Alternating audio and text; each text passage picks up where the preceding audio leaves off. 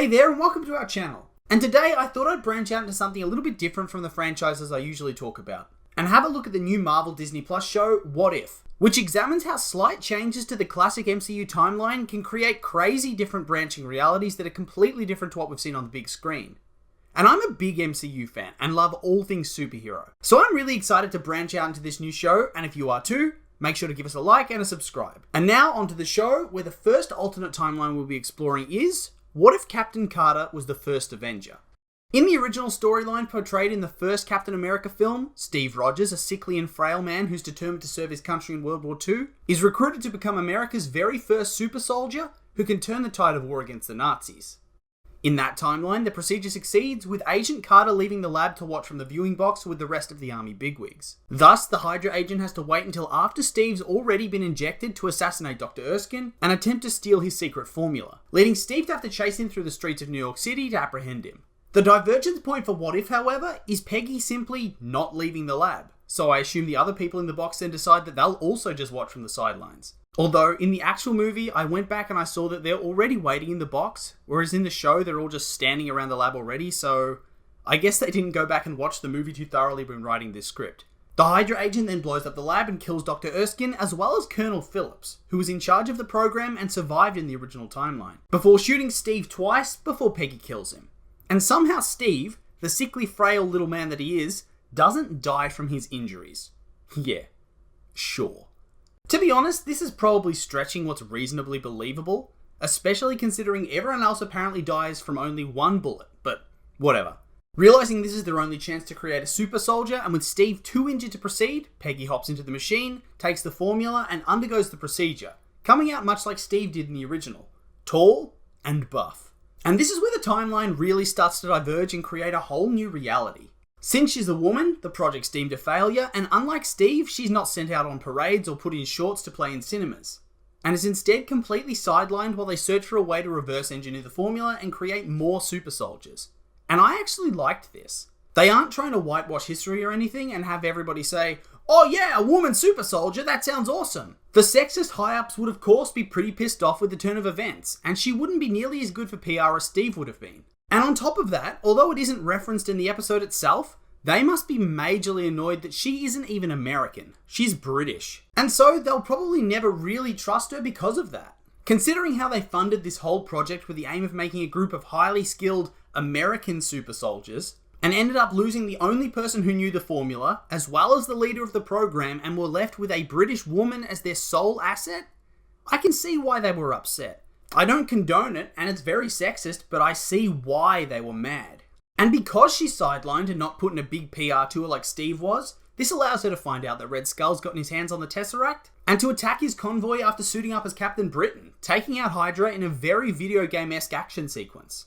A lot of the episode actually did turn out to be goofy action like this, and honestly, I think it adds a lot of charm to the show and sort of links back to what Captain America was meant to be in-universe, a propaganda piece. Seriously, a lot of the action looks like it comes straight off the page of a 1940s comic with Captain Britain punching Adolf Hitler into the stratosphere. And at the same time, even though it's dealing with pretty dark stuff like Nazis, it doesn't take itself too seriously and retains a lot of the goofy charm that you associate with the MCU. I also love that they just had her get stuff done so easily. Cause yeah, she's a highly trained operative. And Steve was just a frail kid with a lot of courage who got juiced up by steroids. He doesn't have the experience that would let him do that kind of stuff so early. I mean, she absolutely tears them apart, smashing their trucks and bikes and beating them down one after another. And because of this, she's able to get the Tesseract, whilst meanwhile, in the original timeline, Steve was starring in army puff pieces. And because she gets the Tesseract, this gives Howard Stark the opportunity to work with it, no longer limited by the technology of his time, as he said in Iron Man 2, and not needing to give it away to the government like he does at the end of the first Avenger, allowing him to build a proto-Iron Man suit that's pretty reminiscent of the one Tony builds in the cave with a box of scraps to kill the terrorists in Iron Man 1. And considering that clunker of a suit was pretty cutting edge even in the 2000s, this suit, built in the 1940s, would be nothing short of revolutionary. And I'm wondering, does this mean Howard Stark always had the idea for an Iron Man suit in the first place and had notes and everything, but Tony dismissed the idea because it was probably unrealistic until he figured out, oh, I can actually make this thing? And it actually makes me wonder what kinds of stuff Howard could have made if he had access to the level of technology that Tony did. Peggy then goes behind enemy lines to save Bucky and his crew, just like Steve does in the movie, but instead of trying to sneak in or be subtle about it at all, she just blitzes everybody at the base, because, she's a beast. Also, side note, I try not to bash acting performances too much, because, I don't like to be too mean, but the scene where Peggy saves the soldiers has one of the worst examples of voice acting I've heard in a while. And I mean, it's not like Sebastian Stan's a bad actor, but this line was delivered atrociously. Who are you supposed to be? The Queen of England? It's just devoid of any emotion at all. And this was the best take they had. Surely they tried the lines a couple of times. And I honestly don't know if this is an acting fail, a directing fail, or both. It just completely dragged me out of the immersion and made it hard to take the character seriously at all. Every time he'd speak from then on, I'd just cringe, even if the lines weren't spoken as badly as that first one. But I guess the episode then does make up for it with an Iron Man Captain Britain beats up Nazis to 1940s dance music sequence, so I guess it balances itself out. Another key point of divergence we get is the train scene, where in the original, Bucky falls to a supposed death, only to resurface later as the Winter Soldier, a Soviet super soldier and hitman. Except in this timeline, Peggy prevents him from falling off the train and thus saves him from that eventual fate, while Steve is the one who supposedly dies when the train car he was in explodes. And so of course, this means the bad guys get the Tesseract and the rest of the story should proceed as it did in the film, correct?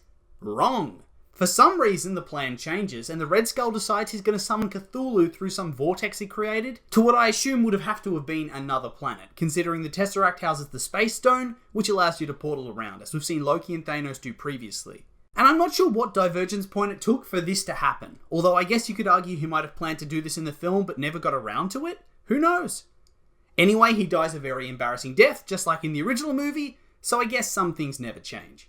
Anyway, it turns out Steve's not dead, because for some reason after they stole his suit and the Tesseract, they didn't execute him, which feels very plot convenient. And he and Peggy battle Cthulhu, whilst Howard tries to shut down the portal and send it back to wherever it came from, eventually needing a heroic sacrifice of Peggy pushing it and herself through the portal to allow it to close, trapping her in another dimension or planet or something like that. And then she somehow wakes up in the present just before what looks like the plot of the original Avengers film is going to take place. Except in this reality, Tony Stark is probably not Iron Man, because, his dad already invented the suit. But I just need to know, how is she there? Doesn't the Space Stone allow her to zip around the universe, not travel in time? I'm quite confused. Did they forget what the stone can do? Have I forgotten something? Can someone help me here? Despite that though, this episode was really fun, and if the rest of the show's like this, it's going to be very enjoyable all round. The action was great, the quips made me laugh, the animation and art style was phenomenal, reminding me very much of Telltale games for some reason, and for the most part, the plot made sense. But some of the butterfly effect ripples to me didn't. And it felt like they wrote the ending and the start at the same time, and then tried to make something that felt both different and similar to the original and meet in the middle. It worked at some points, and it didn't at others to me. And on top of that, I felt like some of the voice acting was a little bit, off. It sucked me out of it when I hear people who clearly don't do much voice acting opposite those that do. It was just very jarring and out of place. But that being said, those are just my opinions, and now I'd like to hear yours. What did you think of the episode? Are you excited for the rest of the show? Make sure to leave a comment and let me know.